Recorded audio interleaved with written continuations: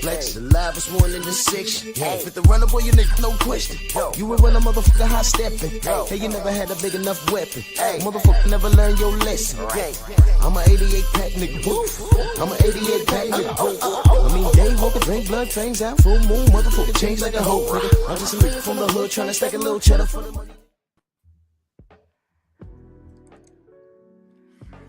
Yeah, buddy. Yeah, buddy. Lightweight. Lightweight, baby. Oh, it's time to bleed. Drew Titan Bronx on deck. Shout out to the mighty LDBC. Yeah, we're gonna talk about the American boxing fans, but you already know who I am. That's the Sensei Stormy B, man. But wait a minute. We got a guest.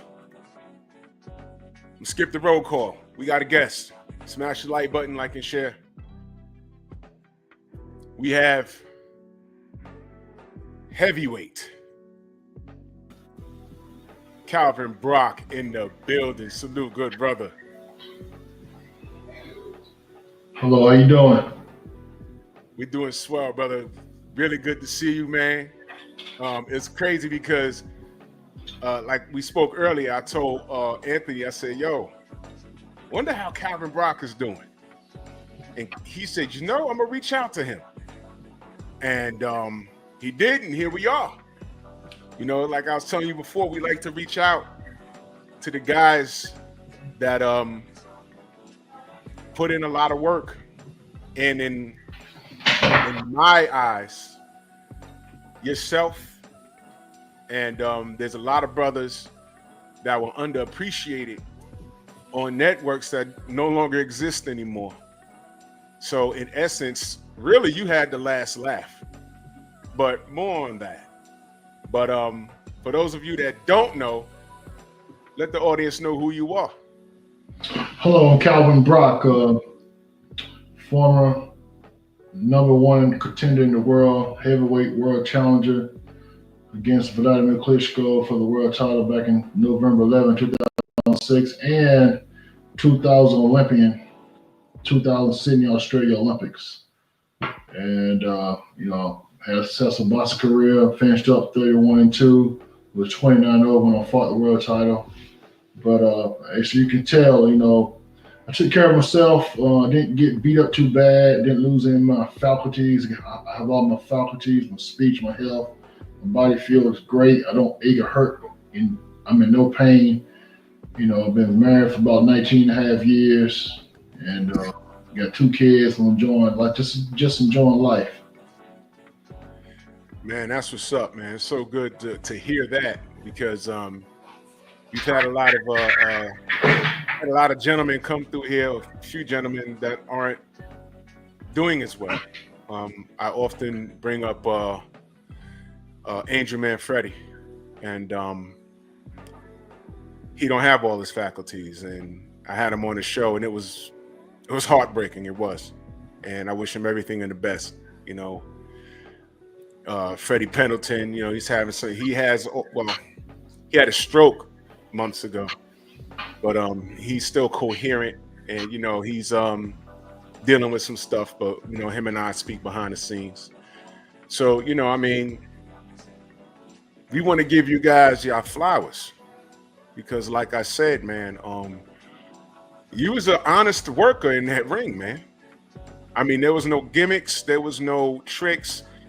I mean, I don't know if they want to call your gimmick being a banker. I thought it was pretty dope, because, you know, that's what you did. They said the boxer banker. I said, you know what? I like that, man. I like that. Like I said, you was a hard worker, man. You was a hard worker. I'm gonna show the audience something. Maybe some of you don't know, but 2006, this brother got knockout of the year. All right, I'm just gonna play this for y'all. This is knockout of the year 2006 versus Zuri Lawrence. And salute to him. Bing! Night. That's Jay Nady, by the way. Y'all know Jay Nady, y'all. And salute to Zuri. He's from New York. Boom! My gosh. It was a scary knockout. Look at that. Counter left. Boom! Lord have mercy, man. That was scary. That was scary, but well timed. Take us through that. Take us through that. I know you was talking about it a second ago, but take us through that. Yeah, Zuri, it was Zuri, he was a real game boxer, nice guy and all. During the boxing match, he was giving me a pretty good boxing match. He had fast hands. He was tall, and he was about 6'4", about 6'4", and he had a pretty good record, and he was in good condition. And it was on the pay-per-view undercard of Sugar Shane Mosley versus Fernando Vargas. And and I knew I had him, from the get-go. It was a 10-round boxing match, and my corner got a little bit upset, got worried. Probably around maybe like the 4th round, they thought he was giving me too close of a boxing match, but I told him I had him. Don't worry, I got him. So a couple rounds later, I think it was the 6th round. He started to weaken up. I started laying some soft blows to his head, and then I knew his corner was telling him to pick it up because he was losing the fight. And so as he was picking it up, overexerting himself, then I knew that he was opening himself up. So he just played right into the plan, man, and left himself open for a couple of hooks, and I winded up on the second one, and that did it. Damn sure did, man. Because that was scary. That was scary, man. Before I go any further, Stormy, you got any questions about that in particular? That was beautiful. No questions about that particular fight, but I would like to ask Calvin behind the scenes, because you did have a pretty good amateur background and everything. Who would you say was an influence coaching wise and everything that you would have liked to work with that you may not have had that chance to work with? Because you came along in an era where there was like a shift in what was happening at the top of the division and everything. And I just thought I would ask something like that because, and I can explain myself in asking these type of questions. Emmanuel Stewart went and worked for the enemy. Mm-hmm. When he went over there and started training the Eastern European fighters, I felt like his services could have been better served domestically with talents like yourself and a few of the other brothers that was coming along your era. It's like he goes and he works with those guys and he makes them better, which it shows significantly what he brought to the sport. But I mean, your thoughts on whom you could have, seen yourself like getting you even beyond where you were able to go, or if you didn't feel that was necessary. At that time, I didn't feel like it was necessary. My dad trained me in the amateurs, and then I turned professional. I had worked with Pop Anderson out in Las Vegas, and then, I ended up moving from him to Tommy Yankello. That was, at that time, I had Paul Spadafore. It was IBF lightweight world champion out of Pittsburgh, Pennsylvania. So Paul, Tommy Yankello, he did real well at teaching me a lot, basically the fundamentals of boxing. Without him, I don't think I would have made it as far as I had made it in the heavyweight division. So if I had to say, if I needed to have worked with another trainer, it would have been hard to say that. I think a heavyweight needs a experienced trainer that knows how to train a heavyweight. Tony Kello, he was experienced, a great trainer, but he was good at training lighter weights. Paul Spadafore was a lightweight. All the boxers in his gym were lightweights. I was his only basically heavyweight. So, a person has to train a heavyweight different. And I basically never learned that under a more experienced heavyweight trainer. So if I had to do it all over again, I probably would have brought in somebody maybe like a Don Turner. He's right here out of North Carolina, New Bern, North Carolina, which is about 5.5 hours away from Charlotte, North Carolina, where I live. But if I had to do it over again, I would want to keep Tony Kello, but I probably would have brought in Don Turner. Mm-hmm. What could he have also actually went to work for the enemy too, because he got involved with Kovalev and helped Kovalev get to a certain level. It's like doesn't it seem like and that's what we was talking about, doesn't it seem like when I get mad talking about this, it seems like the fix was in to bringing in the Europeans to HBO. And looking back at it, I didn't realize it when it was happening in real time. But once the Klitschko's was upon us, and the Kostazus and the Kovalevs and the Lomachenkos, I said, yo, we had a stable of Black American fighters in particular that HBO could have marketed. And I'm like, they just didn't do it. You were there. Sam Peter, he's African, but he was there. Well, he came later.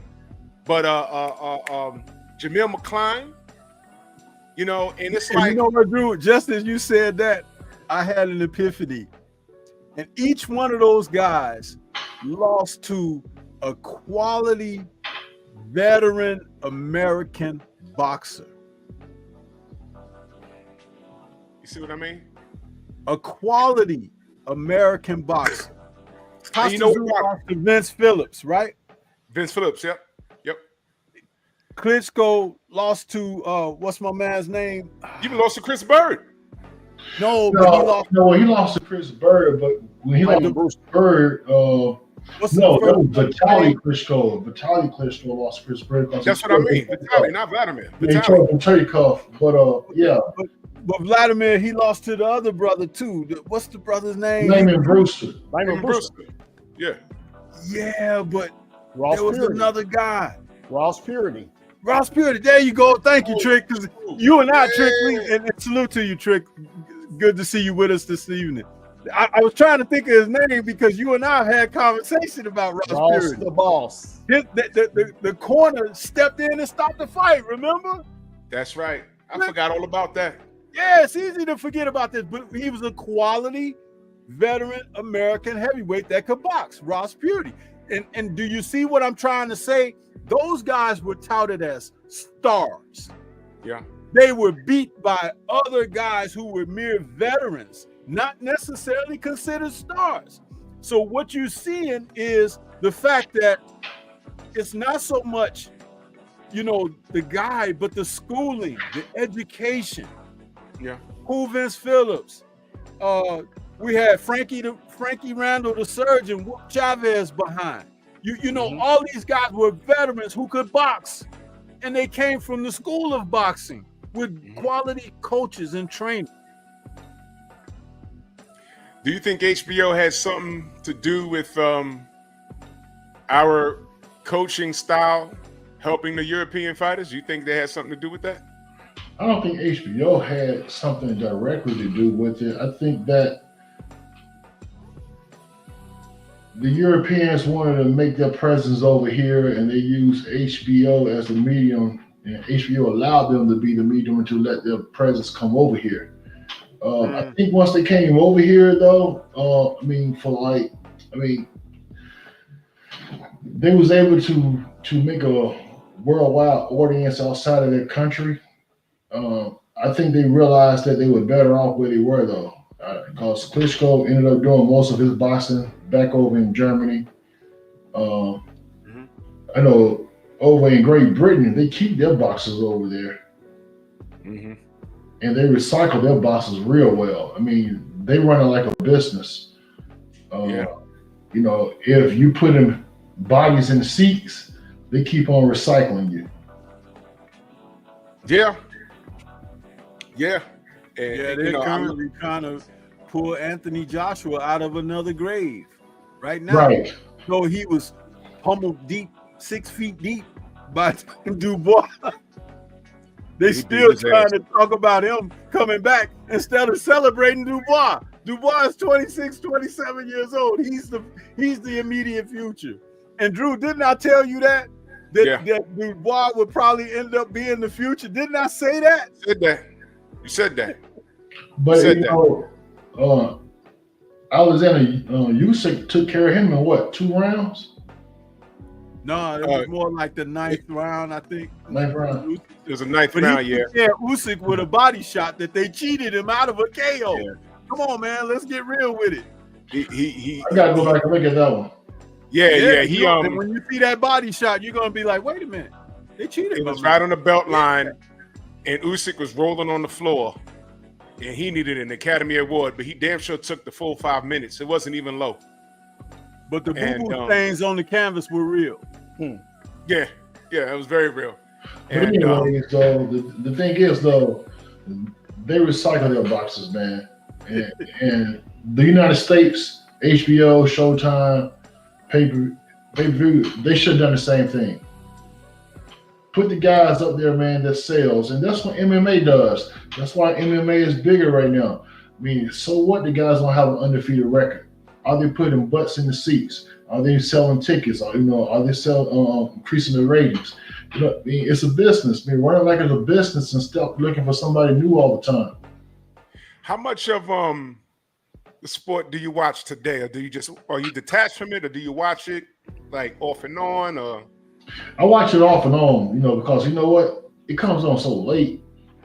And then when you're a working class person with kids and stuff, man, then if I got Showtime or some of the other stuff, we don't have Showtime because we was raising the kids and we didn't want them watching a lot of the stuff that comes on Showtime. We're trying to raise 2 good kids. You see what I'm saying? Yeah. So I kind of got out of watching it in boxing because of how late it comes on and all the stuff that comes along with the Showtime and with some of the stuff. I don't know when it comes on ESPN, so I kind of like, I just kind of like get out of touch with it for the most part. Yeah, well, don't worry about ESPN. I heard their time's up with Top Rank. I think Top Rank's about to lead them soon. So conventional boxing as we know it, I used to watch you on Boxing After Dark. HBO folded. Showtime, they folded. Right. Now I'm hearing ESPN and Top Rank about to sever ties. So where am I going to, true boxing purists like myself, Stormy, and Anthony, where are we going to watch boxing? Netflix, DAZN. You understand? Right. Rider season, the brother Turkey Al Sheikh in Saudi, he's gotten it. Everything has changed now. And I wanted to ask you, did you watch over the weekend, Mike Tyson, that whole event? Did you watch any of it? Was you able to catch Yes, it? I watched it. I mean, I can still tell you about all the big boxing matches, like anyone can. I just can't tell you about the ones that's up and coming. Well, you take the big boxing matches with Terrence Crawford and Tank Davis and Canelo Alvarez and Kovalov. I still know all the top guys, for the most part. Lomachenko, the top heavyweights, boxing, the Joshuas and all that kind of guys. And the Furies. Yeah, I keep up with all those like anybody, but it's not like when I used to box. I was a boxing fan. That was my sport. You know what I'm saying? I watch it. That's what I'm learning. That's what I'm doing. Right. And you want to get in here? But yeah, I did watch the fight this past weekend. That's cool. And go ahead. Yeah. How everybody doing on the panel? Good, brother. Good. Much love, brother. What's up, man? Hey, good talking with you. We spoke the other day. Calvin Brock, man, big fan of yours. Watched pretty much all your fights. And I was actually at that fight when you fought the Black Rhino here in Houston back in 2005. Okay. Yeah. And great performance there, man, because I think right after Francis Kendall had fought him somewhere in between there. And I think they was trying to hype him right back up. And, man, you put him back down, man. And pretty much. You put him down, man, and that was a great performance. I was gonna tell you. Can y'all hear that back noise? Do y'all hear anything? I don't hear anything. What's it sound like? Because they got a TV loud upstairs. I mean, I'm down here in my basement. They got a TV loud upstairs. They got my office door open, so I'll close. No, you good. You good? No, we don't hear it. We don't hear it. Good. All right. Yeah, we good. Yeah, but anyways, we got you on here, man, and like we've been getting the last of the American heavyweights, man, from your era on here. Fred Kendo, Kirk Johnson, Monty Barrett, Dominic Gwynn, all them guys. When you say you sparred with all them guys, right? Pretty much. Well, I've never been in a ring with Fred Kendo, Okay. but all the other ones I boxed against them. I mean, I sparred against them. Some I sparred and fought, and some I just, but I fought all of them. I didn't fight much Barrett in the pros, but I fought him in the Amateurs. beat him in the 1996 Eastern Trials Championship. Go to the 1996 Olympic Trials. And what's funny about that, man, Munch Barrett moved to Columbia. I don't know how. Somebody gave me his number. Yeah, he's South About Carolina. a year ago. And as soon as I called him up, I said, man, what's going on, man? Calvin Brock. And he bring the fight up from like 20 years ago.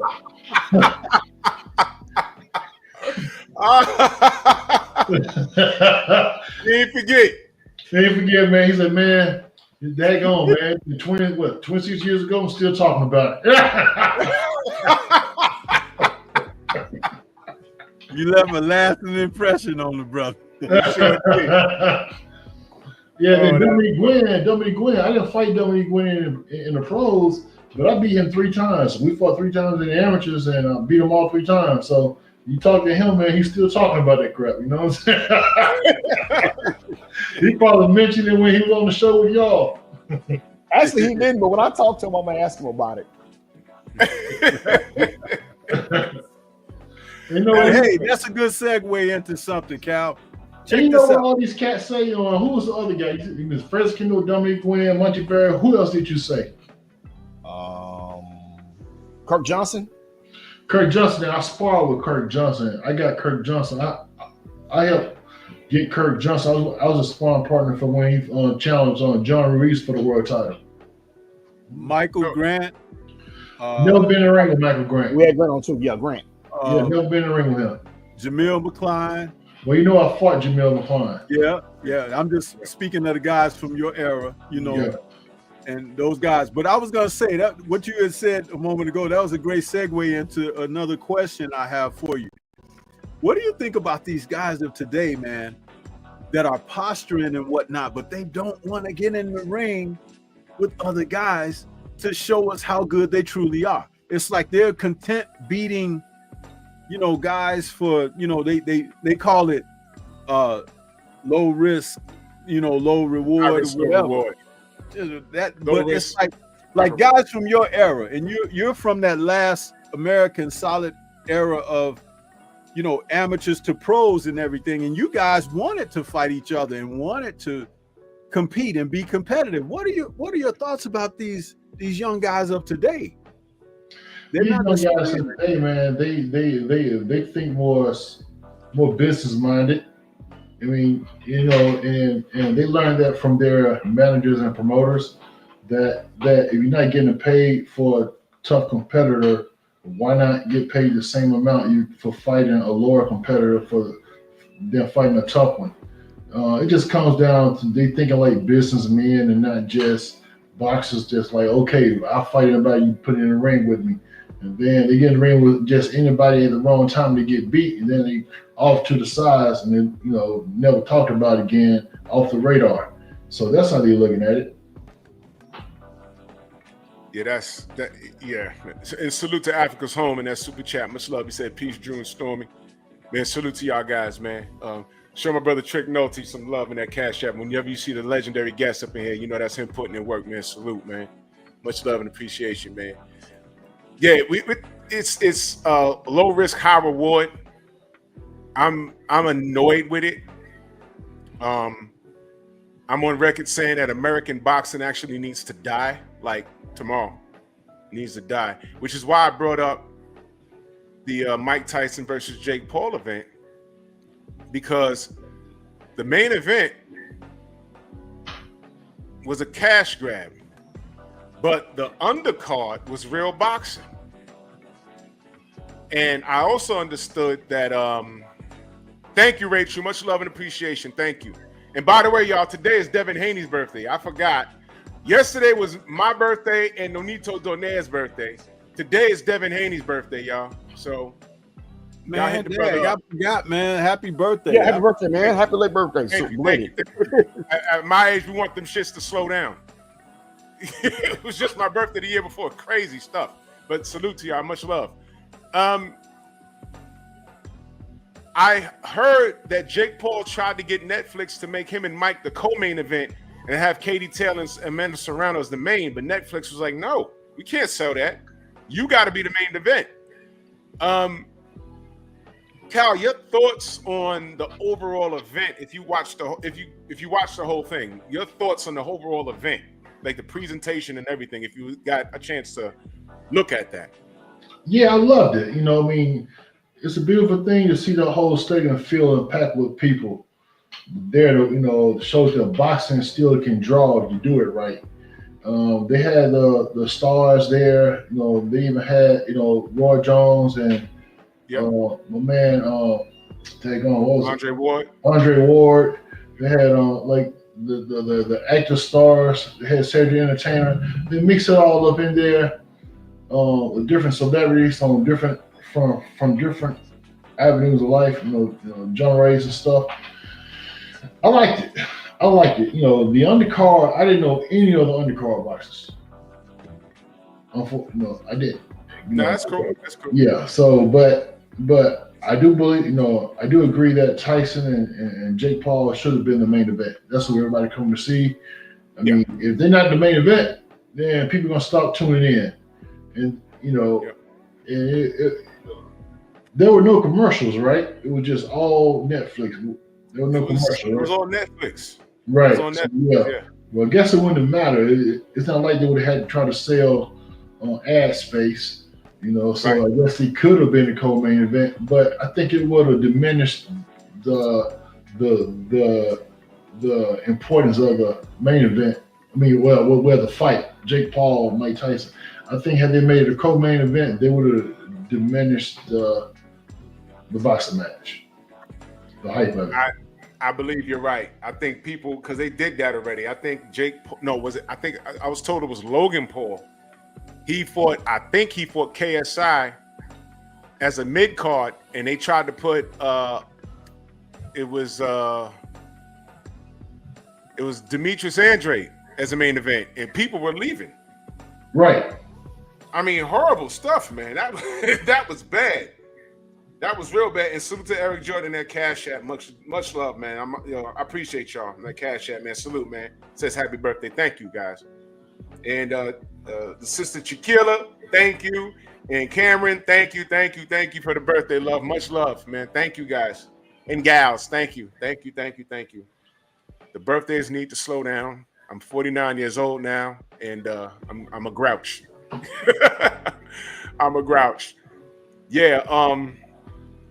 But the undercard, I know you said you don't know the people on the undercard, but the Katie Taylor, Amanda Serrano, that was a rematch, and that was huge. I think Amanda they got it wrong. I think Amanda won the fight. I'm gonna watch it again for the third time, but I mean, Katie Taylor, she's a Shaolin monk leading with her head like that. That was awful. But whatever, man. But the card had real boxers on it, and that's the catch with Jake Paul, because he's pro fighter. He's for the fighters getting paid. He's the type of guy. What card was that where he gave back like million? He had like leftover money, like $1 million, and was cutting checks for everybody on the undercard except Tommy Fury. My God. So I said, man, I can't get mad at that. So it's like he's not like a real fighter, but he's a fan of the sport, and he's doing right by the people on his card. So I can't be mad at him for that.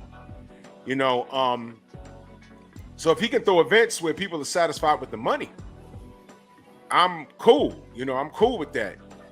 But the reason why boxing is in a ridiculous state is because of the casual fans that root for the fighter rather than the fan. Because if the fighter hits a rough spell, they abandon him, or if the fighter just doesn't fight but once a year, they lose interest. It's like all of these casuals have ADD when it comes to boxing. But if you love boxing, I watched the DAZN card just yesterday. And I'm going to tell you something. They got a lot of fights lined up. They signed a major deal with Queensberry and Matchroom's over there. So you got Frank Warren and Eddie Hearn and all of their fighters going there. And then you got Turkey Al-Sheikh working with DAZN, and they all working with Turkey. They had a Latin night. And one thing I noticed was that arena there was still seats available. But nobody on that card is going to complain about the payday because Turkey Al-Sheikh has real money. But if you love boxing, now's the time to go to DAZN and get that app. So it took them a while. See, I love boxing and I have DAZN, so I'm going to watch and speak on what's going on over there. Now, how the hell is that happening? And Turkey Al-Sheikh is making moves. DAZN is making moves, and the PBC can't book an event for Tank Davis in Houston. No one is able to explain that for me. And this guy's supposed to be the face of boxing. It's not making sense. Trick, were they even promoting the Tank Davis fight in Houston? No, not at all. Like I say, our biggest freeway here is I-45, and if you go down 45, and you can actually take that to go straight. Like you're gonna pass right by the not so much not the Toyota Center, but there's other places you can pass by. But like I saw no billboards, nothing nothing when I'm driving. You don't see anything. And actually, just go back into some years back when Jamal Charlo fought Brandon Adams here. Mm-hmm. Stuff's all over the place. Billboards all over the place. When Canelo Alvarez had fought James Kirkland here, all over the place. When Calvin Brock fought Clifford Etienne, you see stuff. But other than that, man, nothing with Tank Davis. There was nothing. You see that? Look what Hannibal says. He says, how Barrios make $500K versus Tank on pay-per-view and $3 million versus Ramos on Netflix. You see what I'm talking about? That's because Jake and Mike was on there. And to spread that money out. Yeah. And I want to say something about the Jake Paul and Mike Tyson fight. And just even with the Roy Jones fight, when I saw Roy Jones and Mike Tyson fought or whatever, it looked like, in my opinion, looks like, Mike Tyson was going at Roy. He's bobbing and weaving, moving his head, throwing shots against a Hall of Famer. Dope, basically. Mm-hmm. But he gets in the ring with a YouTuber. Man, he catches amnesia all of a sudden in his hands. They had an agreement, bro. You're overlooking one important factor. When did he fight Roy? That's like 2 years ago now, right? About 4 years ago, 2020, right? It's 4 years ago. Mike, like me, is just about 60, bro. 4 years make a difference. Huge difference. Maybe so. Did you see? No. There's no maybe so. Trick. No. Did you see him come to the ring with a knee brace on? Yeah. Ain't no legs. Did you see the clip of him in the locker room with Evander and Lennox? I saw everything. Okay. Well, when they came in there to talk to him, and he told them, "Tell me something good, guys. Tell me something." He was like needing them to give him some encouraging words, and he was trying to bounce, but he couldn't get off the floor. He was just basically shaking like a baby. You know how a baby get excited and they want some candy or something, and they be, that's what he was doing, and pounding his gloves together. I'm not saying this to make fun of him. Believe me, understand me. Dude, that 4 years, all the drugs he's done, all the bad stuff that has happened in his life. Do you know when he fell off that hoverboard, he had to have back surgery for that? Yeah, I remember that. Dude, it's not a joke. Damn. It's not a joke. Didn't he trip walking to the ring? Yes. Shit. This is what I'm saying. Dude, this is not, listen, the crime is the people who wanted to put this on, not the people who wanted to watch it. Because people will watch what you put on.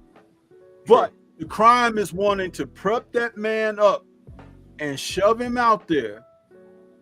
And whatever he made was never as much as the other people, what they made off of him. Yeah. You might as well go and dig Ali's corpse out of the grave and put the white trunks and the white robe on him again.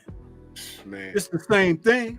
And for those that say, oh, Stormy, you shouldn't say that. Well, you was just watching a dead man Friday night. Another thing Yeah, too, I also, before y'all forget, y'all make sure y'all check y'all Cash App. Every Jordan sent y'all something. Yeah. He the fight wasn't a fight of that magnitude. You would think it would be in Vegas, but it wasn't. And that's my personal opinion. I think they didn't like put the fight out there because Tyson went past the physical. And you got a state like Texas, and I'm telling you, man, Texas has probably arguably the weakest boxing commission probably in the country, because I'm telling you, I was at a fight and there was a guy 60 years old fought on a card and they let him fight. So that should tell you something right there. Well, and was there any vital testing, any drug testing? Anybody heard anything about that for the fight? No, man. Those guys was all TRT'd up, man. I know that. Yeah. So I can tell. I could look at it and tell, man. Mike got a probably six-pack. couldn't go to the ring at all if he didn't have something in it. Yeah. I mean, he looked great, but you know, when you look at certain things, you could tell. It's like, oh my God, what's going on here? Calvin, let me ask you something. If there was something, I mean, we talked about training. If there was something you could change for the better, as far as your career went, is there anything that comes to mind? Oh, absolutely, man. I trained too long for the Vladimir Klitschko boxing match. I wanted to win it too bad, and I trained, I think, for like 3 months for it. But I went to camp. I went to camp for too many weeks. I think I went up there for like 6-7 weeks, but for like 6 weeks in shape already, and I got overtrained for the boxing match. I wish I could have changed that, you know, because that would have made a world of a difference in that boxing match. You know, at least in my durability, how durable I was. You know, whether or not I would have wanted, you know, who knows? I just felt like while I was in there, I knew I could do things that I wasn't able to do because I was too weak. And you know, I was weak doing, you know, even in the camp. You know, I trained too hard. You can't. That's why I said earlier. You know, it would have benefited me a lot to have had a more experienced heavyweight trainer in my corner to make sure I didn't overtrain myself. Yeah, you probably needed somebody to pull you back at some times to let you kind of like, you know, because you start getting to that point where you're peaking. Right, I peaked too soon. Yeah. Way too soon. Wow. I mean, I peaked in probably about 4 weeks. What were your weeks that you would train for a fight when you went away to camp? How many weeks? 4 weeks. 4 weeks. Yeah. Sometimes 3. Wow. Because I would go in shape already. So when I went there, not like I had to get in great shape, you know. But when I went to the camp, you know, I didn't need to go there for that long. And my dad tried to tell me that, but you know, it's for the heavyweight championship. You know, you're trying to put in a little bit extra work. But what would you say was your optimum fighting weight, where you felt your best at your weight? What would you say was your spot weight? About 228. 228. Okay, and how far from that would you go when you didn't have a fight lined up? The heaviest I had, normally I would stay around maybe like 236, 237, 238. Okay, so you stayed relatively close. I mean, because anytime you 12 pounds and under your usual fight weight, I always deem that that's what it should be. But we have guys who kind of like push that envelope. They'll go up and it becomes a fat camp because they, you know, and that's throughout the weight classes. Some guys just get too big, you know, because especially if you have fights where you're getting stoppages and you're fighting inside the distance, you want to maintain your shape. And then you also want to return to the gym in time to get you another match where, like, if a fight ended early, then you don't want to waste the training and the preparation that you've put your body through, because that's less sparring that you would have to do in anything if you're fighting more frequently. You know what I'm saying? It's like you can still save a lot for the match and not be in the gym. And some people didn't understand that. But, you know, the veteran trainers and coaches, they know to keep you along the lines for that. Well, yeah, that's kind of like what Joe Louis did, the bum of the month. James Toney did the same thing. Didn't worry about like every boxing match you have to make a bunch of money, but just get in there with somebody to keep you motor rolling. Yeah, people don't talk about it too much, but Chavez, he fought a lot too. Right. Chavez was fighting sometimes every 6 to 8 weeks in between title fights. He would have his title fights and then he would have those voluntary matches just to keep his edge. But you know what? It takes a promoter that's willing to work like that. I never asked, for one thing, to keep me busy like that. You kind of get washed up into, the way things are getting handled at the time. Rather than, okay, throw me on a undercard. See, the thing is, the problem is, if I was to ask to stay busy like that, then it makes people value a boxer less. So when the big boxing matches come, the promoter's not trying to pay you as much, or the television, the TV not trying to pay you as much because they feel like you'll fight for less. Really? Is that the way they look at it? Yeah. Holy shit. I mean, because it's enough already, man. I mean, a boxer has to go back and forth. Like, I turned a Klitschko boxing match down 2 times before I accepted it. They offered that to you twice? Was he trying to get you on short camps and short prep times, or what? No.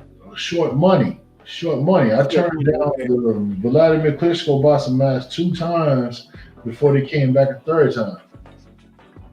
Wow. So, you take a boxer that stays busy. I mean, the thing is, boxing came down to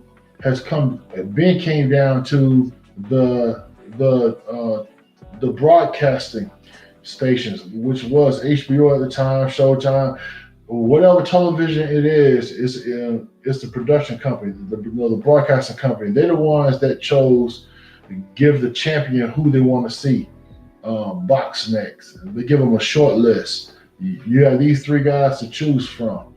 And sometimes it's not even those 3 guys. Sometimes it's just we want you to fight this one next, but they're the one paying for it. So they're the ones that were basically controlling the boxing, the television. So boxers and promoters, they only get a certain number of dates per year they have to share. So outside of them dates, they feel like, why should I box for less money and devalue my worth? So what about this idea? When Michael Jordan played for the Bulls here in Chicago, he had something put in his contract called the love of the game clause, which meant that he can go and play pickup games and stuff like that, and he still will be insured and everything because he just liked to play ball like that. When a fighter wants to be active, and we know when, like, say, take a guy's fighting on Top Rank, they'll have you fighting every couple of months on Top Rank when they're building you. But then you get to that certain point, and then they want to hold you back a little bit and everything. What about a fighter having something in his contract that says, like, okay, I still want to fight, I want to be active, but send me out the country. Let me go fight over in Australia, the UK, something like that, Ireland, Mexico, whatever, just to be able to, you know what I'm saying, stay active. Well, you know what? That could work if there was a clause that, okay, because I'm on the undercard, if I'm televised, then I have to have a certain percentage of all the revenue that's produced with me being on television. That'll work just fine then. I mean, as long as they're not on television. Okay, I fight your undercard, but if it comes to the point where I'm the draw on your undercard, or televised on your undercard, or you know what, I'll box on your undercard, but you can't market me boxing on your undercard. That's the only way they can work. Because if a person is a draw and the promoter is marketing that boxer to box on his card, whether it's televised or not, he's still gonna be the draw. And therefore that boxer should get part of that revenue that he's drawing for. Otherwise, why should the boxer box on a promoter's undercard and let the promoter make all the money off of his drawing power? Yeah, they hated you, bro, because you're smart. You understand all of that stuff. Yeah, Man, that's news right there, man. that's news, deep. bro. Yo, That's yo, news. Real talk. I think Kano in the chat, he know, but that's news to most, man. That's news because you know, and they knew not to play with you. And I didn't know you was off at the Klitschko fight 2 times. 2 times? Yeah, 2 times. Turned it down twice and he came back a 3rd time, right? Because like I knew what I was worth. Yeah. I'm the number one, guy in the country, you know what I'm saying? I mean, who else you gonna go to? So he had who did he have on the show list? Me, Shannon Briggs, and he had Ticket. Had you ever sparred him or been to a camp of his? Well, Shannon Briggs. No, Klitschko. No, never I sparred. noticed that he was trying to do that too. He was trying to bring certain guys into his camps, and he was like surveying the landscape. You know what I mean? With the talent that's out there who might be, and he did that with a few fighters. A couple of them he ended up fighting, but a few of them he definitely curved. So it's like. Do you have any history with Eddie Chambers? Yeah, Eddie Chambers he was my last boxing match. Yeah, I forgot about that because he's friends to the show. Yeah, I had I had sparred with him probably about a couple years before I boxed against him. Maybe more than a couple of years. Handled him real well in sparring, and but when I fought him, I knew I would beat him. I thought I did beat him. It was 12 rounds, split decision. I thought I won, 7, 8 rounds out of 12. I thought I should have went my way. It wasn't my best boxing match, but that boxing match, I went into that boxing match, man, with a torn rotator cuff already, my left shoulder. Wow. So, I wasn't 100%. And so, I had been diagnosed with a detached retinal surgery prior to the boxing match, but I knew something could have been going on with it. But it was after the boxing match I had it diagnosed, so I was able to say, okay, well, let the boxing insurance pay for it then, since I came out of the boxing match. But, I wasn't healthy in that boxing match, and I still thought I beat him. So, but, either way, there's no hard feelings about it. I wouldn't be able to box anyway afterwards because once I had the retinal surgery, then I came out of the retinal surgery blind. I went in seeing, came out blind, and then I had to have a shoulder surgery 3 months after the boxing match. My rotator cuff was torn up real bad. So I would have been out for probably about, a year and a half, couple of years after that boxing match. Yes. So is your eye still jacked up, or was it corrected? No, man, I don't see out of my right eye. My right eye was goodness. blinded. Hey, Bryce. Okay. Yeah, it's a tough game, man. You don't play. We this heard whole- that Layman Brewster had something happen with his eye as a Robert result of. Lanius. Yep. Robert Helenius, and the word with that is Robert did something to his gloves and goofed his eye up, and now Layman is blind in one eye. Oh, is he? Yeah, Yeah.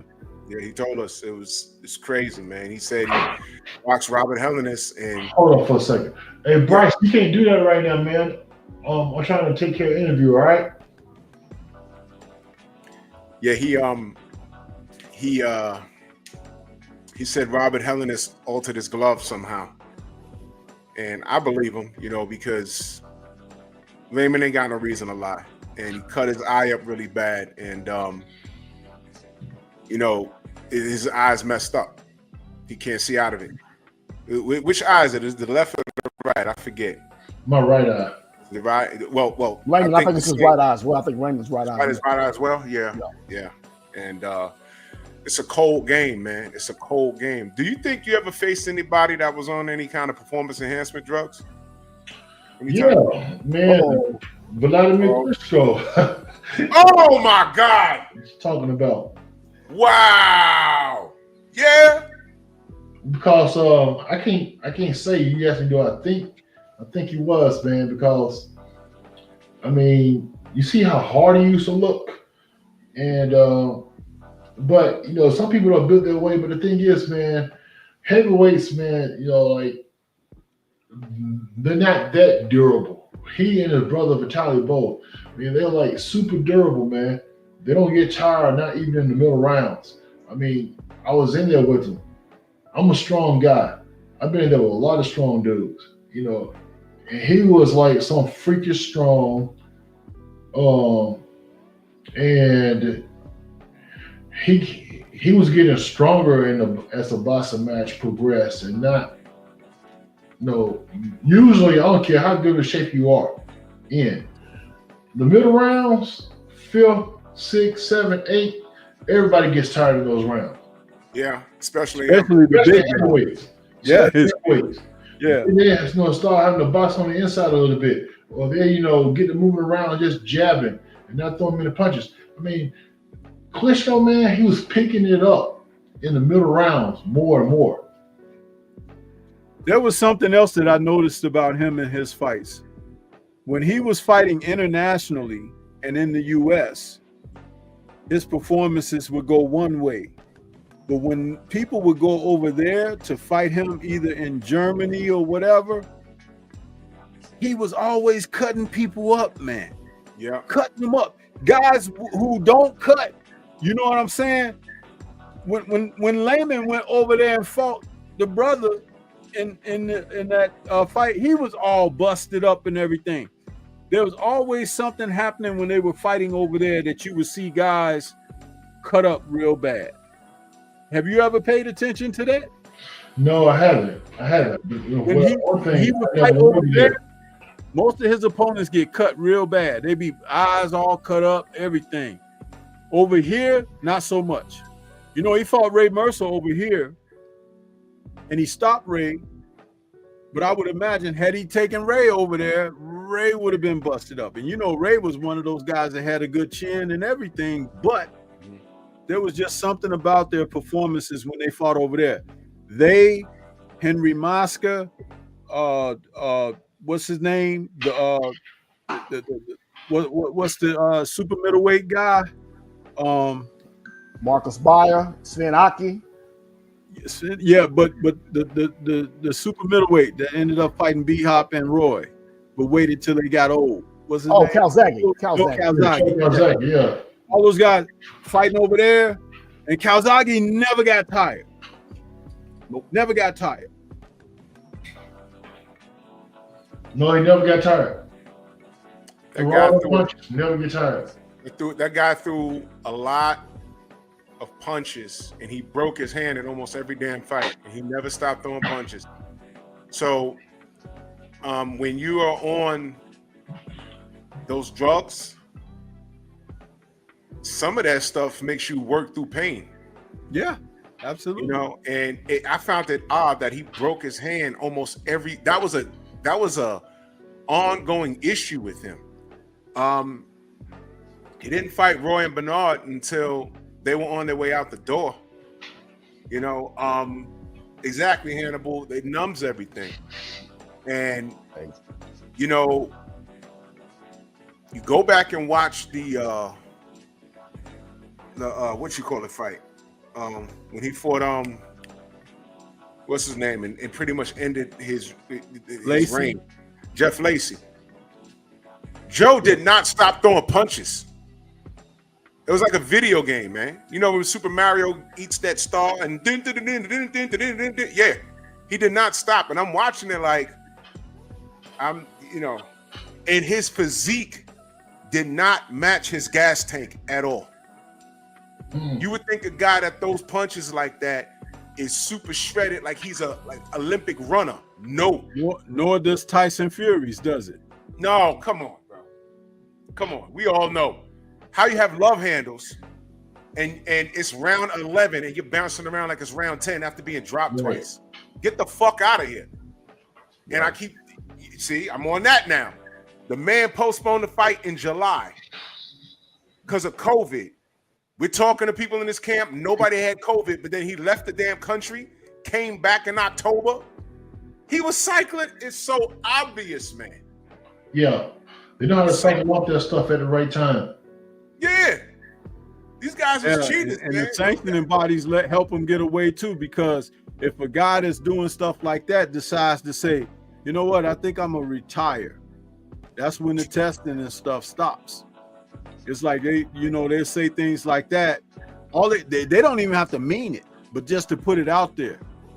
And then, you journalists are writing, he's retiring. He says he's retiring. So and then he just waits.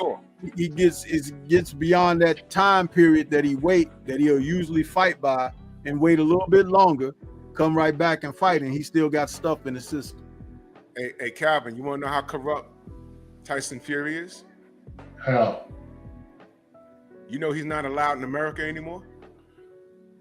Because he's corrupt. How though? He's friends with an Irish gangster that has America has a $5 million bounty on his head, and he's still at large. And he was in charge of MTK Global, which was a boxing promotion, and they had a whole stable of fighters. Majority of those fighters can't come to America, and being that Tyson Fury was buddies with him, he's not allowed in America anymore. And this was when he was still the WBC champion. ESPN never spoke about that. We did. But when we do things like that, they call us racist, like reverse racism, because black people can be racist, right? That's what they call us. Like just now, you probably didn't see, there was some guy typing the word nigger in my chat. This is what they do with us, because all we do is speak the truth. And so Daniel Kinahan is an Irish mobster. You can Google him. He's still at large. He's hiding out in Dubai, allegedly. I don't know where he is, but that's Tyson Fury's buddy. And when that collapsed, they took all of those travel visas away from everybody that was on there. Josh Taylor was on there for a while, and I think Katie Taylor was on there for a little while, wasn't she?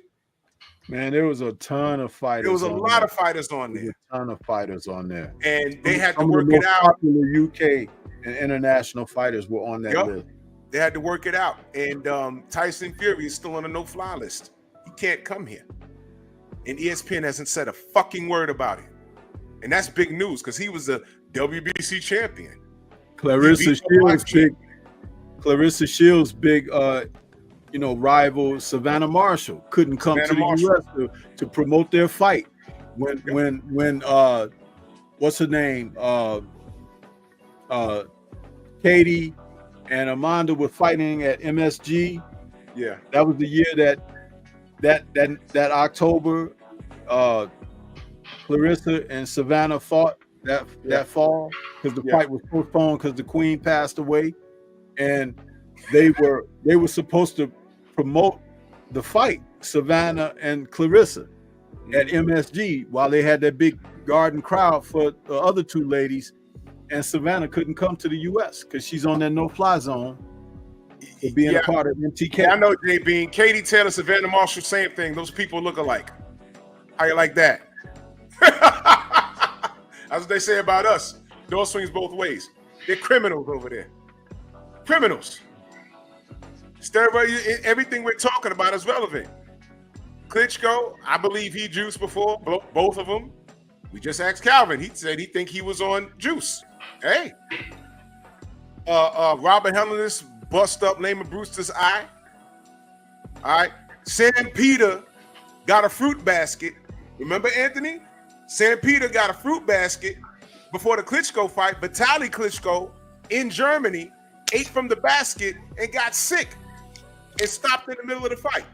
Sam Peter. I knew there was something wrong.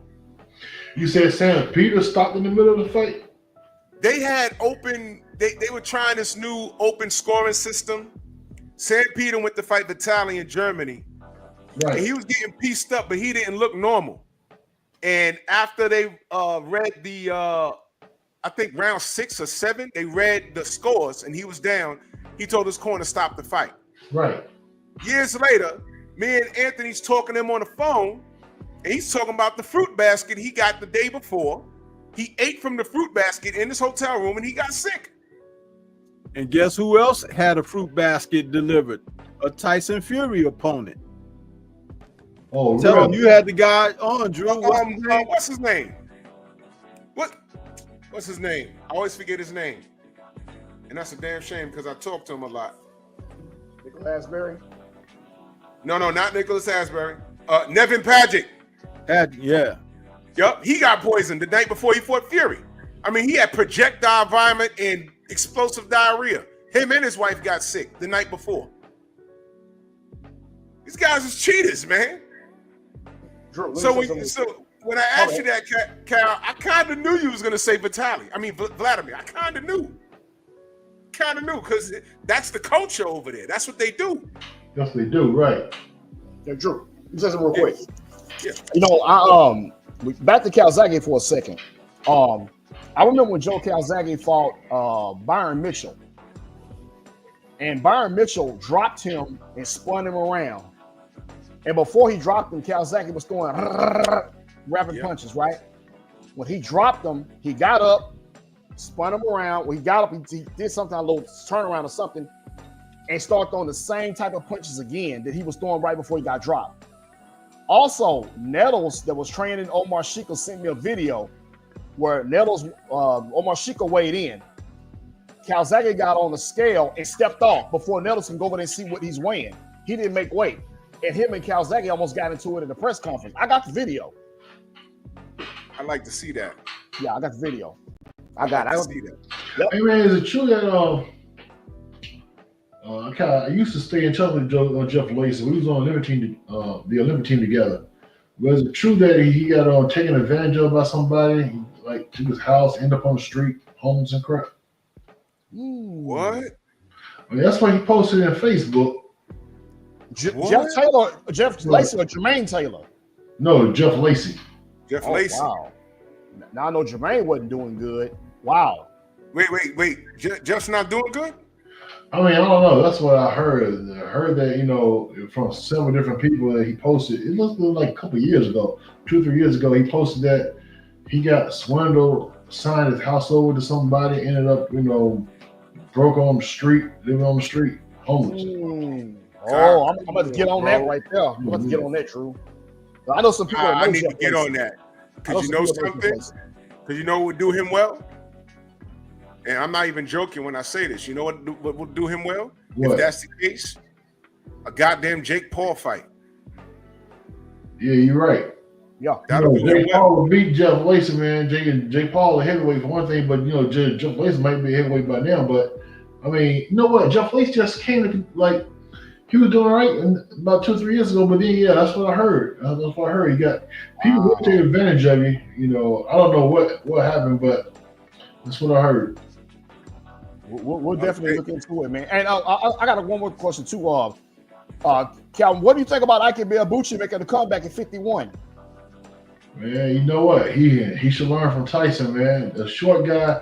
I mean, what is he gonna do, man? I mean, he can make a comeback, but he can't beat those tall heavyweights out there like Usyk and Tyson Fury, and not even Deontay Wilder. He can't beat any of them, especially at that age, man. I mean, he wouldn't probably be able to beat him even if he was in his 20s. Not gonna beat him in his 50 something either. Yeah, he's making a comeback, and the crazy thing about it is, they was going to put him on a card down here in Houston, but I think it's in November. I think it's in December. They were working with some people over there in Nigeria to try to get him to come over here because Roy Foreman was putting the card on. So I haven't spoken to him in like a couple of weeks. I'm gonna give him a call and find out what's still going on with the card. So I haven't heard anything else. But supposedly, he's supposed to be getting on here in Houston, but I think they're gonna have the fight in Nigeria, if I'm not mistaken. He might fight in Nigeria, but the truth of the matter is, man, you're not really making the money that you're fighting for world championship. I mean, in real boxing, unless you are like a Jake Paul. I mean, yeah, he could go in and fight Jake Paul. That'd be good. I think he'll beat Jake Paul. He'll beat Jake Paul. Yeah, he would. Yeah, he would. I'm looking on Jeff Lacey on the gram right now. I'm looking for him. Jay Bean said he's on the gram. He look all right. I hope he's okay. I hate hearing stories like that, man. Yeah, that's tough, man.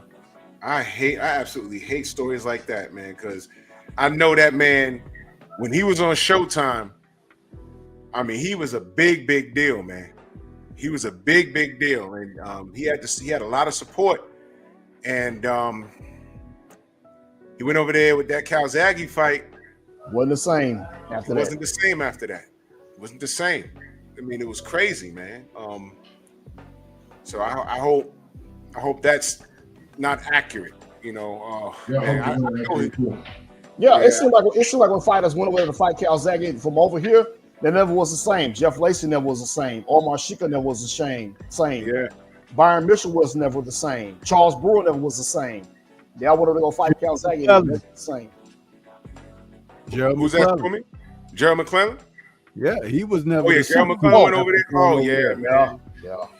When Gerald McClellan went over there, he done fought Ben. Nigel Benn. Nigel Benn. There was something about how Nigel Benn was damn near falling out the damn ring, and he just came back like nothing happened. I was like, "What the hell is man? Look, bro, I got trust." And in the post fight, he fainted, and they took him to the hospital, so he was able to avoid the drug test, the post fight drug test. Exactly.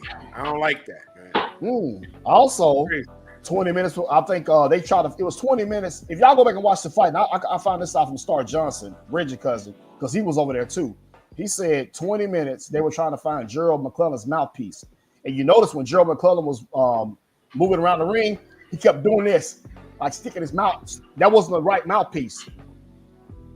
So shoot. Yeah, he kept like that. If you watch the fight, he's back and back boxing. He's like that.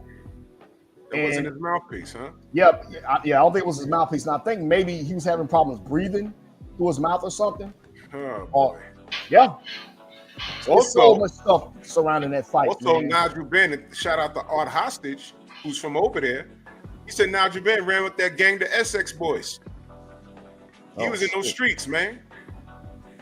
Yo, listen, man. There's a lot wrong. And we may never know the truth. Boxing is dirty, man. It's dirty. So, Cal, I salute you for holding out, for knowing your worth. They reached out. They were trying to lowball. You held out, man. But, I mean, it wouldn't surprise me if this guy, Vladimir's on drugs, man. None of this crap. I hate boxing. I swear to God. I hate it, but I love it. But I hate it, and I love it, but I hate it. We're like abused spouses, man. Well, his stamina got better after the Layman Brewster fight. Did you notice that? Yeah, he got a whole lot better. He tired out against Layman Brewster. Yep. Yeah, because you know what? That fight happened where? What city? What city was that? It was here in the United States. I'm not sure. I don't know what city it was in, but you know what though? You know what he said? He said, man, I don't know what went wrong. I just suddenly, all of a sudden, man, I was just all the way tired. couldn't do anything about it. Man, he probably didn't take some of that crap correctly. I want to know what city that was in, because for all I know, they might have had strict drug screening there, and he wasn't on that stuff because he got very tired. Man, he didn't just drop just like that, like boom. All of a sudden he couldn't hardly move no more. And Corey Sanders cleaned him up real quick. Ooh-wee. Rest in power to him, man. He cleaned him up fast. Southpaw. Boom, boom, boom. Dropped him. And it's like he comes back, and mind you, y'all, he never ran it back with Corey. He never ran it back with any of them guys that beat him. No, he sure didn't. You know why? Because Big Brother stepped in for him. That's right. You beat up my little brother, I'm gonna get you. That's how it went. No way. I think Vladimir ran it back with Lehman Bruce a couple of years later, but he did it in Germany. Coincidence. Yeah, right. You're right. Disgusting, man. Disgusting, man. But Cal, we ain't gonna hold you, brother, man. Thank you so much, brother. Thank you. Hey, they so fought much. in Vegas, Drew. My bad. They fought in Vegas at the Mandalay Bay. Oh, Vegas? Yeah. Okay. Yeah, thanks for having me on. I really appreciate it, fellas. Man, thank you so much, man. The next time there's a big boxing event, you know, we like to get all the classic heads on here so we could talk some boxing, man. We'll let you know ahead of time. It'll be the next fight. Drew is gonna be Fury and Fury and Usyk. Yeah, so we can get him on then. Okay. Get the panel together. We can do it that Sunday. Yeah, the rematch. That'll be who you got in that fight, Cap. It's hard to say, man. I mean, it's hard to say. I mean, both of them are real good, man. I really can't call that one. Well, I'm going with Usyk because I'm biased and I hate Tyson Fury. So I'm honest about that. I mean, Tyson Fury got that reach. If he ain't playing around, go in there and take care of business, who knows, man? Usyk is real good, though. He is good, man. It's kind of hard for me to say. How does a guy like Usyk, and I'll say this before I let you go, how does a guy like Usyk, in your professional opinion, give up that much height and reach, able to close the distance and pretty much beat these bigger guys, Anthony Joshua, Tyson Fury, in your opinion? You know what? I mean, honestly, man, he's another one of them Europeans that Ukrainian guy feel like must be cycling off because, man, what in the world heavyweight man can keep up the pace that he keeps up the whole entire 12 rounds. He don't tire out, none at all. He don't get slower. I mean, he's right there. I mean, his mental is real strong, as well as Vladimir, as those Europeans. I mean, they don't fade mentally. Their concentration level in that much intense of a boxing match with those tall guys with jabs. It's tough. It's real tough. And you know, he's tall, but he's not the tallest in the world. I mean, he is real good. He is real good and fast, but you know, it's like this. It's like this, whether it's legal or not, nobody gonna be able on any weight class make it through 12 rounds if they're not supplementing themselves with something. Nobody. Your natural body ain't gonna work. Natural kind of training. I mean, you take Floyd Mayweather, you know, he got his IVs and everything and stuff like that, but that's still supplements. He still got his intravenous supplements. You know, what's going in him, I don't know. But these guys that are making it, man, they ain't making it on the natural. None of them. Not like that. Wow. The body don't work like that through that kind of training. The body don't work like that. I know for myself, man, it's a difference. When I fought Klitschko, I fought him natural. I really did. But, you know, I had supplemented some stuff in my past that wasn't illegal, you know, stuff like that. But the supplements, like, you know, even if it's andro, anything, it helps. It really does help. So it made you feel like a superhero for a little bit. You gotta have something, man, to keep that strength in you, to bring you back through the hard training to get you ready, or else, you know, your body gonna let you down in there, man. The body, I mean, in a tough boxing match, man, you know, and get a hit on me, the body gonna hold up like that. Usyk, man, Usyk stay strong 12 solid rounds, man. It's crazy. And you see all of his opponents, they'll fade. They'll fade. He can pick it up on them. I mean, you don't see anybody doing that. I mean, that ain't natural.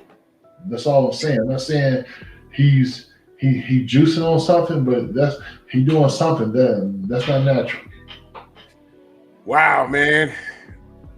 Well, I guess all it's fair in love and war because I'm sure Fury's been caught. He's been caught and suspended. So, you know, I think the worst of him anyway. Usyk, I mean, it's only a matter, you know, we could suspect, the trained eye could suspect. You've been in there with guys that's juice. You know, they just have to get caught. But I'm not putting anything past anybody because things is crazy out here. You got to realize, K2 Promotions are his promoters, right? The Klitschko brothers, right? The They used to be, K2? right? That sounds familiar. Yeah, that's who I'm not saying that's golden, but the Klitschko brothers were his promoters. Am I correct on that? The Klitschko brothers. His promoter, K2 Promotions. I don't know whether he's still With Usyk? Yeah, Alexander Usyk. They're all from the same country, man. Yeah. Yeah, they were on the Klitschko brothers, K2 Promotions, right? I think so. Yeah. I think so. Oh, shoot. You know what I'm saying? If anybody knows, they know it the best. They two doctors in that medicine, that sports performance kind of field. And here Usyk is coming up after them, right underneath their umbrella, fighting the same way they did, man. Never turn out. No. Oh, wow. That's something to ponder, man. That's something to ponder. That's crazy. Like Tyson Fury, he'll tire out a little bit. Take a little rest on the rope, slow it down. But then when he tire out, man, your opponent's supposed to tire out with you. Then the fight go on the inside a little bit. It turns to a fight. But that's not the case with the Klitschko brothers when they were fighting. That's not the case with Usyk either, man. They jump on there and start picking it up. Especially Vitali, man. Think about this Vitali. When you watch him fight, I remember when he fought, I'm going to say Corey Sanders. I mean, everything he threw was hard. When he fought Kurt Johnson, everything he threw was hard. When he fought Shannon Briggs, everything he threw was hard. And, you know, I mean, I don't know who else he fought. Everything he threw was hard. You know what I'm saying? Like, there's no taking anything off his shots to set something up. He's just throwing everything hard. I've never seen him breathe hard or nothing. Right. Even when he lost to Chris Bird, I mean, you know, he retired because of his arm injury. But other than that, he's beating the mess out of Chris Bird. Right, beating the mess out of him. Right. Yeah. He fought Shannon Briggs. I just watched the fight on YouTube like just last week. Like, man, you know, his punch output, man, stayed the same from round one. It picked up. The last round, man, I don't know how in the world Shannon Briggs stayed on his feet and took them punches. Man, he was dropping some bombs on Shannon. Yes, sir. That was tough to watch. Yeah. That was real tough to watch. But I think you heard, listen, man, you're making sense. You're making sense, man. And I wouldn't put it past anybody. The thing is, what they got going on in Saudi with Turk al-Sheikh, well, you know, we know some things behind the scenes as far as what we're seeing with Fury in Saudi is a drug-free Fury. A drug-free Fury gets dropped by Francis Ngannou in the second round of that fight and goes a distance and almost loses. A drug-free Fury, his body is normal.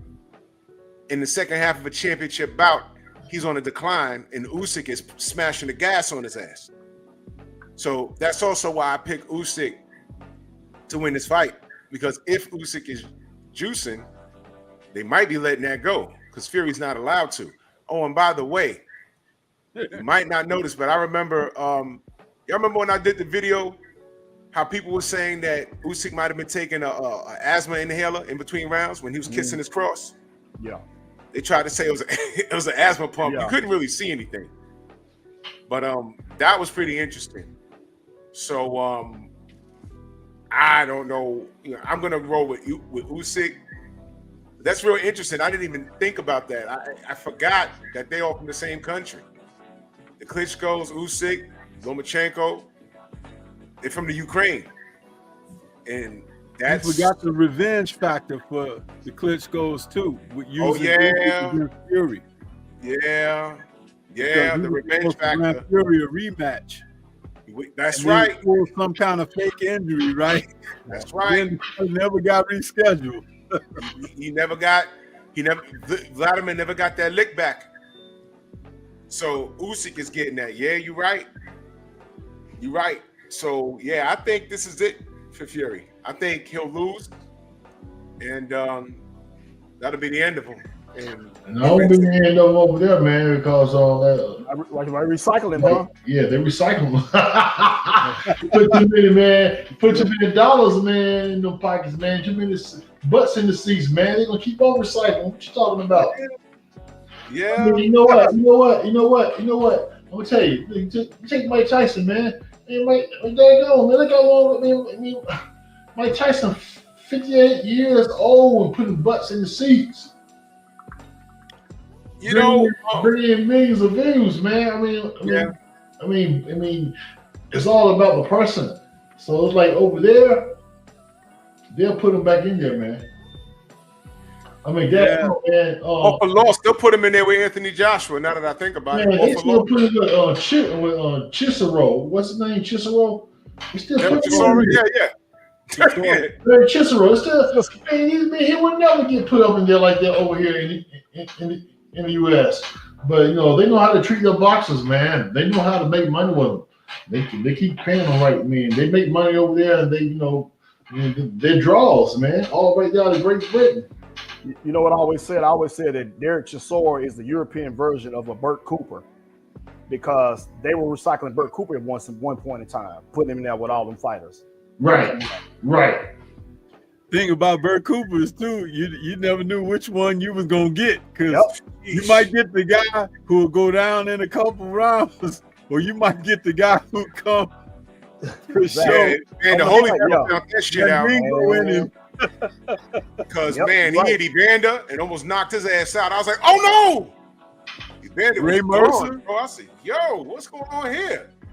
He went life and death with Ray Mercer too. Ray Mercer was like, when that fight was over with, Ray Mercer was interviewed by what was his name on CBS? The guy with the false eye. Gene, what was his name? Gil Clancy. He was asking Ray, he was like, Ray, it was a tough fight. What do you think? Ray was like, listen, they talk about how you have a fight to test you till you get to the next. He's like, I got mine. That's out of the way now. Yeah, Burt Cooper was something else when he came to fight. You're right. Yeah. Burt Cooper, man. And you know what? You're right. They did a good job with recycling Ray Mercer. I mean, he fought everybody. Yeah. And he beat nobody. Ray Mercer wants smoke right now. Huh? Ray Mercer wants smoke right now. I ran into him in Vegas. I said, Ray, what's going on, man? He said, yeah, I'm good. I said, man, what you think about the fights this weekend? He said, man, I can go in there and kick everybody's ass right now. I said, oh, man. Ray Mercer want all the smoke, man. He want all the smoke. But yeah, Ray Mercer fought everybody, man. They did him right, though. I'm glad for Ray, man. You know, Ray, my boy, man. I like Ray.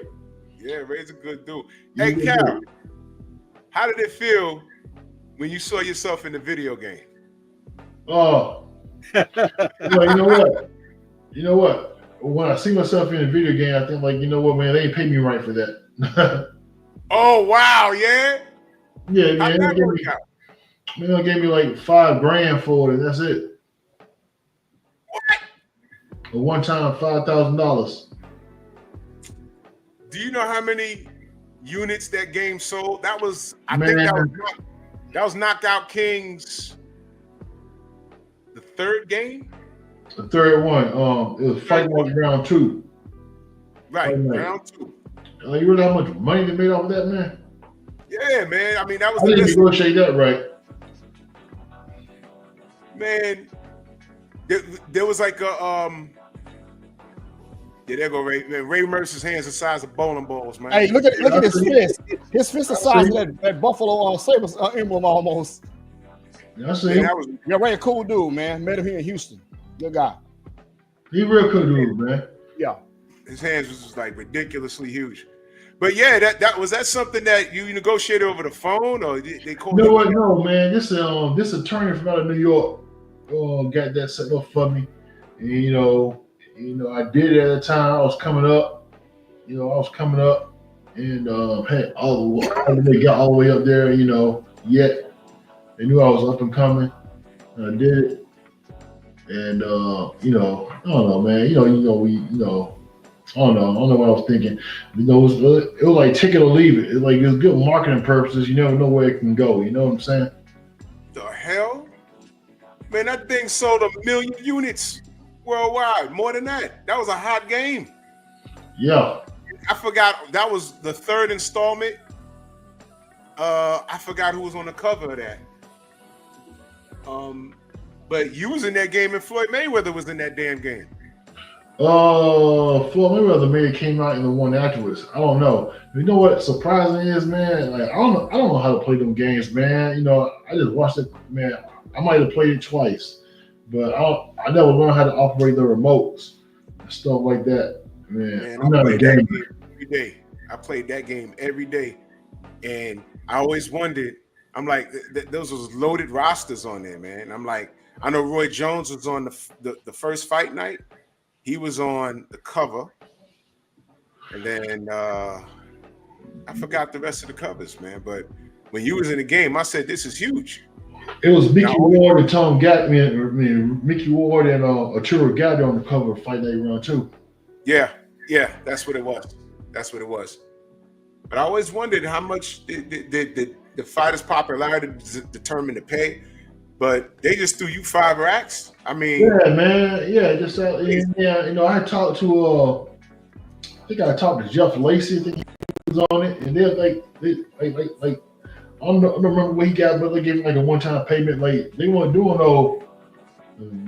like a residual percentage, kind of like what Michael Jordan did with the shoes. You see what I'm saying? Yeah. Damn it. Because if they had, I might didn't think like that at the time. Yeah. Bernard Hopkins was on the cover of round 2. Oh, That's okay. It was B-Hop. I remember they had his ugly ass on there. That shit was crazy. So, Calvin, before you get out of here, can you give us 3 of your favorite fighters? Pernell Whitaker, Ray Leonard, Evander Holyfield was one of my 3 favorite ones. Those are great company right there, man. Those 3 men right there. One more thing. Any fights that you didn't get that you wanted? Well, I wanted. Somebody ducked you. Right? So we say somebody ducked you. How that work?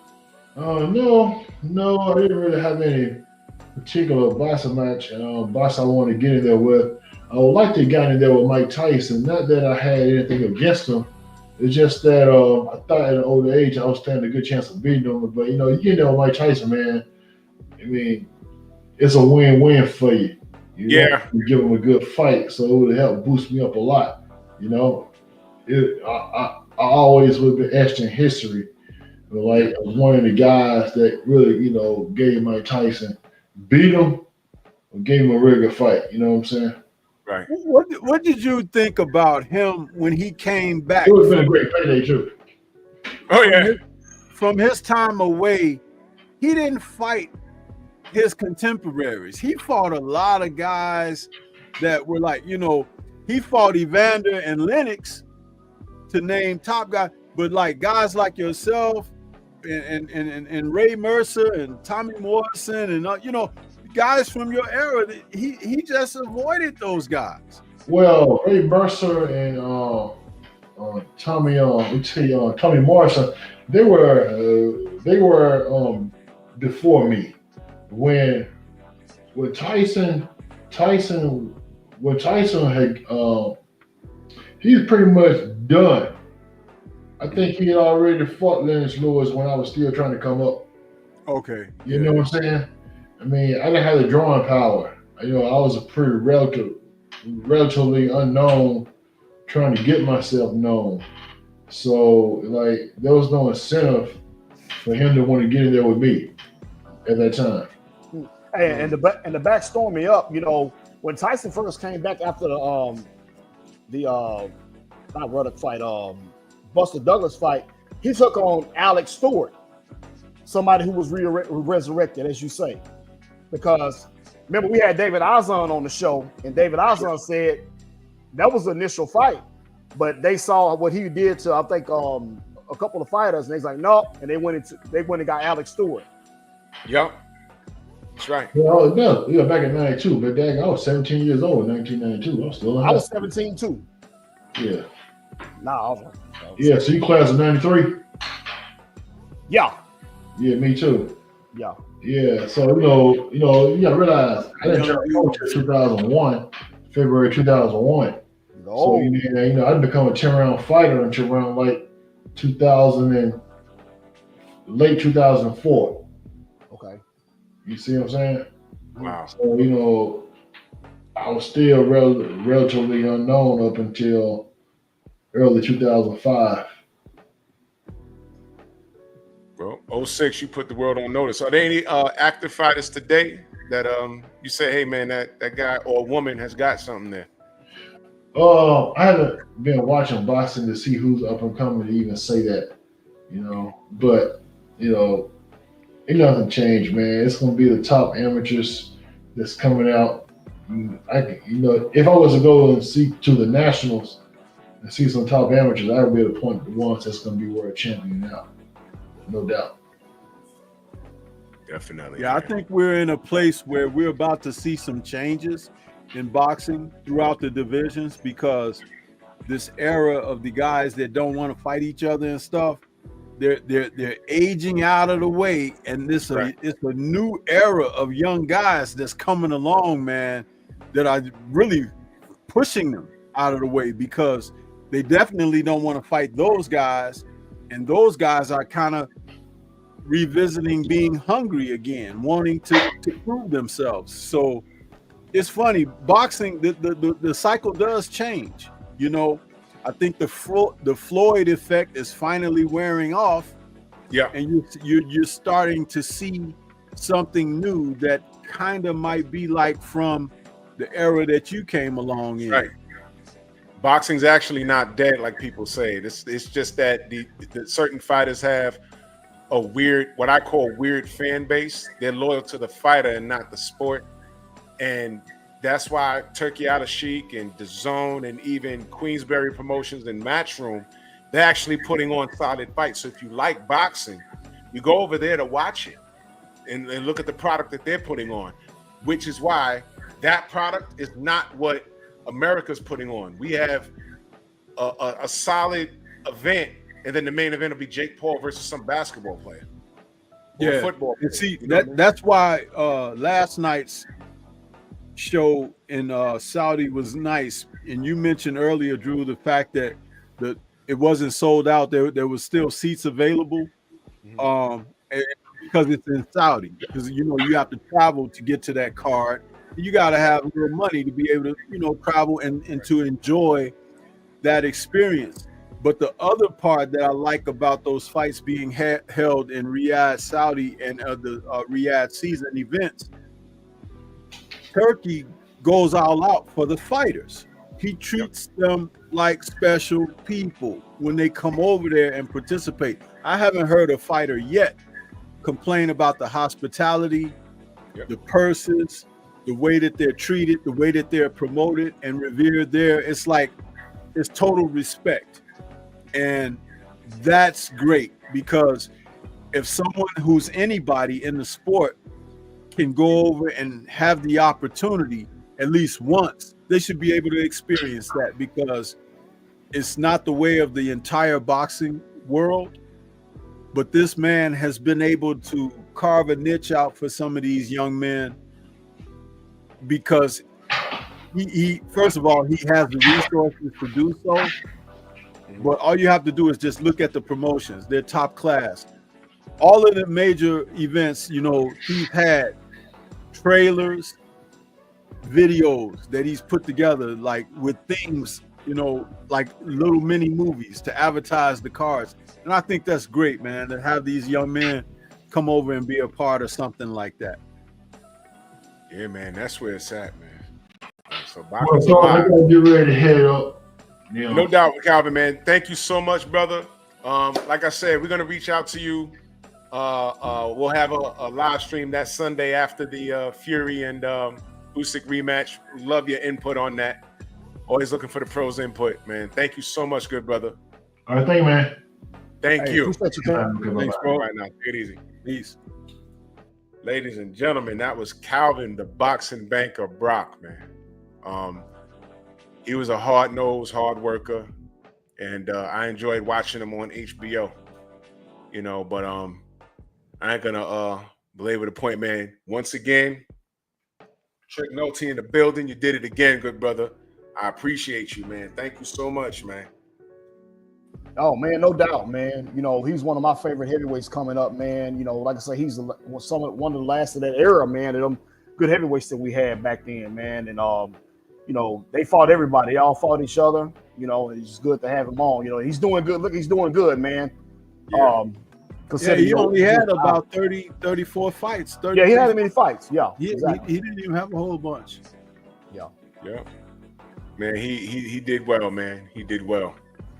Man, thank you, I Trick. did not know that about his eye, though, Trick. I didn't know that. Mm-hmm. I didn't know that. Yeah. That's tough, man. I was talking to I think Michael Grant.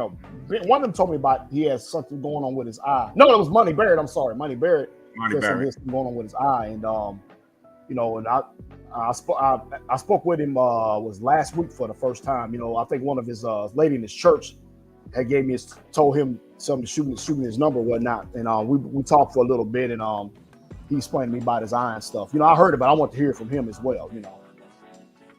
Yeah. That's unfortunate, man. You don't play boxing, man. This is it's hard, man. But I'm glad to see he's doing well, man. Yeah. Another slam dunk, man. Yo, let everyone know how they can find you, brother.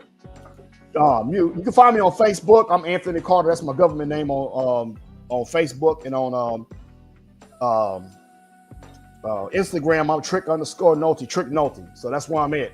Y'all hit me up. Anybody will hit me up, that's fine, man. No problem. I ain't got no problem talking to anybody, man. I appreciate y'all, man.